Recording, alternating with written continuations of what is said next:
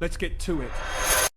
Alright YouTube, what's going on? Mesa Fail, Table Sean, Mesa Quaff back at it with some Destiny. So I kind of wanted to go through my Warlock setup, give you kind of a full overview of all the perks, talents that I like, and also kind of give you like mini reviews of the Stag and also the Impossible machines.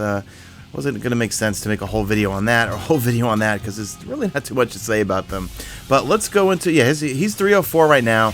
My Hunter is 304, and I think my Titan's like 302 or 303 or something like that. So, alright, let's go into the perks, and then I'll do a quick review of the Stag and the Impossible machines. I don't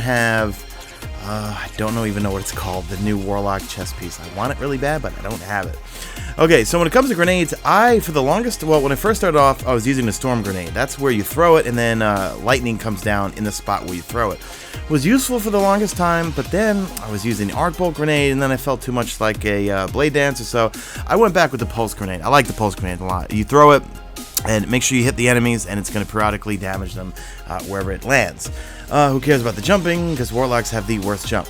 Now, I go with Superconductor for my Storm Trance, because doubles your Storm Trance lightning chaining capabilities. When you go into a mob, see, that's where I feel like the Stormcaller really stands out in PvE, is that it's great ad control, especially for the lower tier ones, but it also is good for taking down some major ultras or whatever, but for the most part, I love clearing ads with it.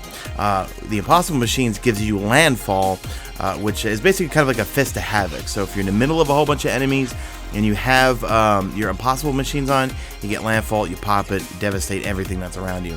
I never use iconic blink where you could teleport during Storm Trance. I don't really see seed. I can't talk tonight. I don't really see a benefit to it.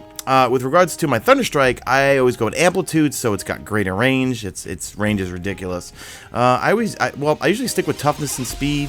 Sometimes I'll try to, I'm trying to think. This one here, yes. Sometimes I'll try to max out my armor. Sometimes in PvP, well, you know what? I'm babbling here. I usually don't care too much about the agility stuff. I mainly go for toughness, especially when it comes to PvP.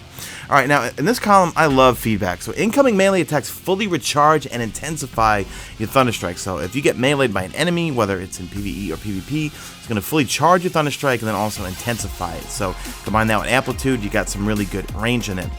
Now, for the last column, I go with Electrostatic Mine. So, Storm Trance charges faster when allies are near. When Storm Trance is active, nearby enemies take damage.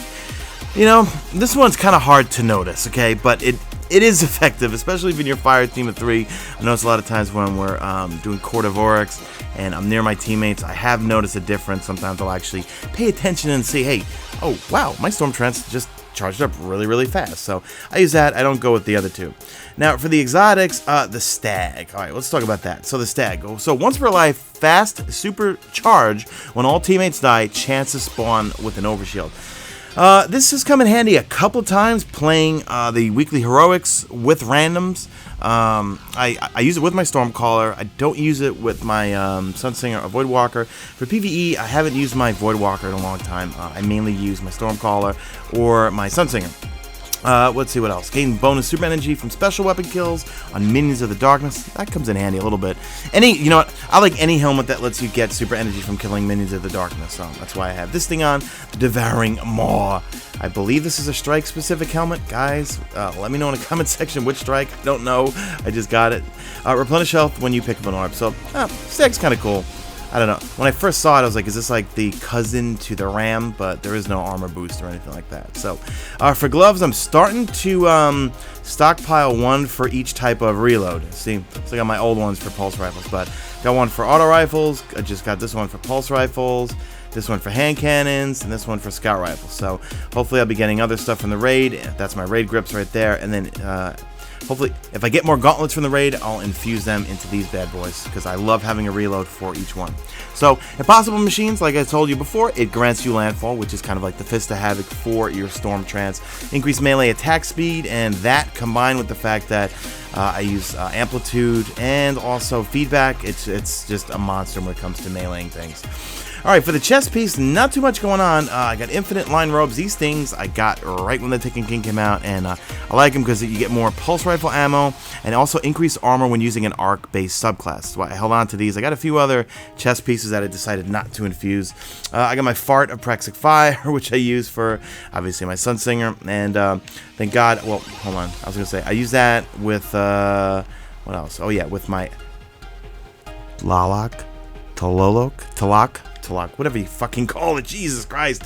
I'm still leveling up my Voidfang Vestments. That's what I use only in PvP. For PvP, I don't really use the Stormcaller. I don't like it. It's like the Blade Dancer. I get killed way too many times trying to pop it. Well, I usually get clubbed over the head like a baby seal from a Titan Sunbreaker, but that's a whole other story. But when it comes to PvP, I'm going with Voidwalker. I want to blink. I want to use my Axiom Bolts, and that's that.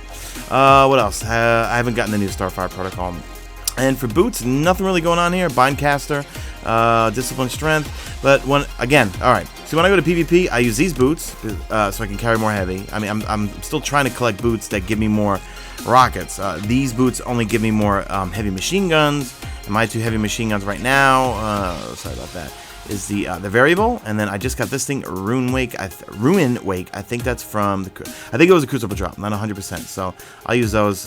Man, you really take it for granted when you lose boots that don't give you more heavy for every type of heavy. Well, I don't know if I like, but it's interesting how they spec'd it out that certain boots will give you machine gun ammo. Increased agility after 5 seconds for an arc double kill. So I got the Raid Bond, Bond of Wormlore. Looks pretty damn cool.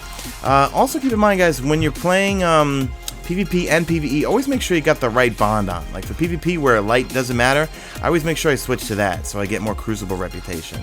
And then I always make sure I have this on when I've got, when I'm playing PvE, Vanguard Strikes, Weekly Heroics, Nightfalls, yada yada. I haven't used a Future War Cult one in a long time. Maybe, I don't use it because there's really no point in getting increased gains from Future War Cult because I could just pop Motes of Light or give materials to Lakshmi 2 to get more rep and get packages and so forth. So I'll either use that and that. And as for my Fartifact, Sins of the Karadtan, I don't even know where I got this. I might have gotten it from Eris or the Court of Oryx. Something's selling me Court of Oryx. I don't know. Ghost Shell is the raid one. So anyway, that's it, guys. So that's what I'm using for my Stormcaller. Let me know what you guys like, what you don't like in terms of your preferences. I know everyone has a different flavor that they like, so let me know in the comment section. And that's it. So drop a like in this video only if you see fit. Follow me on the Twitter at Mesa Sean. Check out my stream. All links will be in the description. That's it. I'm out of here like Vladimir.